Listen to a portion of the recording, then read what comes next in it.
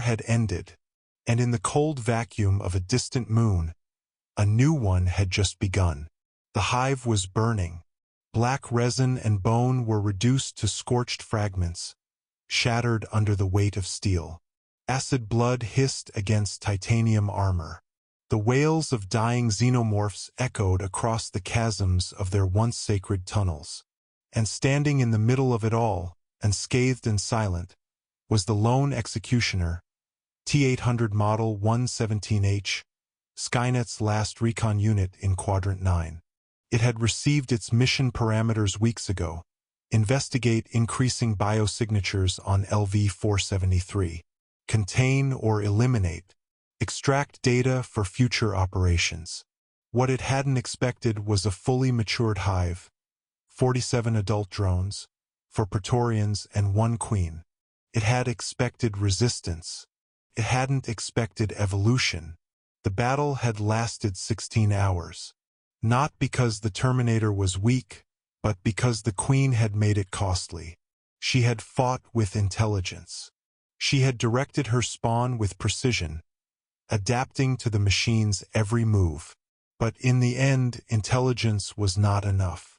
The Terminator had detonated the Hive's breeding chamber with a directed energy bomb, eliminating most of the xenomorphs in a single pulse. It had shot the Queen through the chest twice, left her pinned beneath a collapsing rib wall, and assumed termination.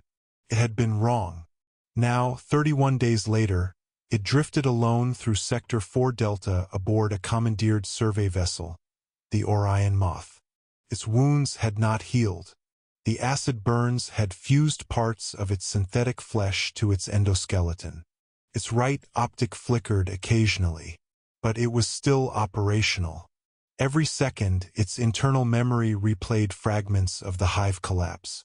Not as emotion, not as regret, as a process, an anomaly, a mission marked complete now felt unfinished. And then came the signal, a low-frequency pulse on an uncharted mining relay orbiting the planet Idrix 2. It was distorted, as if bouncing between dead satellites. But the encryption was unmistakable. A phéromonale signature. It wasn't human. It wasn't from Skynet. It was her. The Queen was alive. Her body had been ripped open and burned, but her will was untouched. She had survived. Alone, wounded, without eggs or drones, but not without purpose. The hive mind had shattered. Her song no longer echoed in other minds. The connection to her children gone.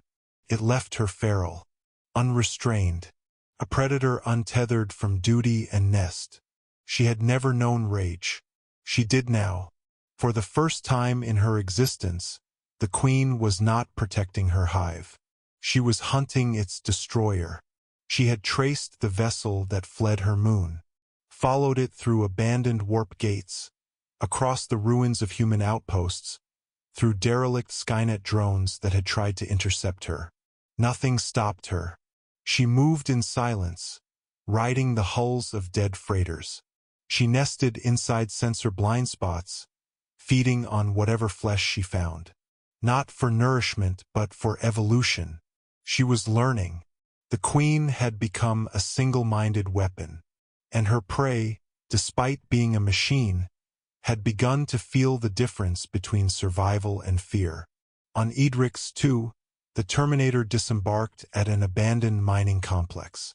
Dust storms whipped across its frame. Buildings were gutted by time and wind, but the signal had been traced here. The Queen's trail was no longer hypothetical. Motion detectors pinged. Nothing visual. Still, the readings were clear. Something had followed the vessel. Inside the main processing tower, the Terminator discovered evidence of recent biomass. Skin moltings, acid scars on the metal walls, and a half-eaten security droid, torn apart with inhuman precision. Skynet had underestimated her before. The machine wouldn't repeat the error. It recalibrated its targeting systems, amplified its auditory sensors, deployed nanites to reinforce joints weakened from the hive fight. And then it spoke for the first time in weeks. Queen is alive. Mission parameters updated. Reclassifying as Class Alpha threat. Behind it, the steel ceiling creaked. She dropped from above like a shadow come to life. The Queen's tail snapped through the air, shattering the ground where the Terminator had stood milliseconds ago. She had grown. Her carapace had hardened, fused with metallic residue. Her forearms bristled with jagged edges. Her shriek was deeper, less regal, more primal. The Terminator rolled across the floor and fired a pulse round. The bolt struck her left shoulder, spraying acid and char into the walls. She didn't flinch. Her speed defied her size. She lunged, claws sweeping through air and steel. The Terminator fired again, twice into her torso.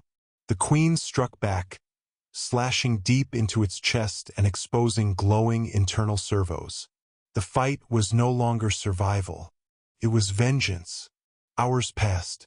The sun set beyond Edrix II's dusty horizon. The complex was in ruins. The Queen had vanished into its underbelly, licking her wounds.